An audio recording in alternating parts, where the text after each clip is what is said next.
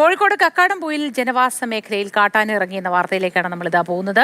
മരത്തോട് ഭാഗത്തെ വീട്ടുമുറ്റത്താണ് കാട്ടാനയെ കണ്ടത്. 2 മണിയായപ്പോൾ ഇന്നലെ രാത്രി 2 മണിയായപ്പോൾ ശബ്ദം കേട്ടുണ്ടായിരുന്നേക്കുന്നത് കരയെല്ലാം കൂടെ പുലങ്ങുന്ന ശബ്ദം അറിയത്തില്ല. ഞങ്ങൾ എഴുന്നേറ്റ് മുറ്റത്തോട്ട് നോക്കുമ്പോൾ ഒരു ഷെഡിൻ്റെ തൂണ് കുലുക്കുവാണ് പറഞ്ഞു കിടക്കുക.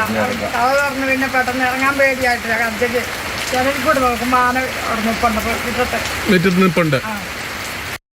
വിവരങ്ങളുമായി രാഹുൽ കെ വി ചേരുന്നു. രാഹുൽ, ഈ 2 പേരുടെയും സംസാരം കേൾക്കുമ്പോൾ തന്നെ നമുക്ക് സങ്കടം തോന്നുന്നുണ്ട്. വയോധികരാണ്.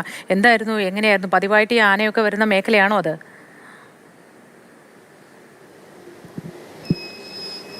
മോത്തി, ഉറക്കം നഷ്ടപ്പെട്ട ജനങ്ങളാണ്. വലിയ ആശങ്കയിലാണ്, ഭയത്തിലാണ് അവിടെ കഴിഞ്ഞു വരുന്നത്. തുടർ ദിവസങ്ങളിൽ കാട്ടാന ജനവാസ മേഖലയിൽ ഇതുപോലെ ഇറങ്ങി വരികയാണ്. രാത്രി 12 മണിയോടുകൂടിയാണ് ആന എത്തിയത്. ആ വീടിൻ്റെ ഒരു ഭാഗം ആന തകർത്തു. ആ ശബ്ദം കേട്ടാണ് ഈ 2 പേരും, ജോസഫും ഭാര്യയും, ഉണർന്നത്. ഇറങ്ങി നോക്കുന്ന സമയത്ത് ആനയെ മുറ്റത്ത് കാണുന്നു. പിന്നീട് ബഹളം ഉണ്ടാക്കിയാണ് ഉണ്ടായത്.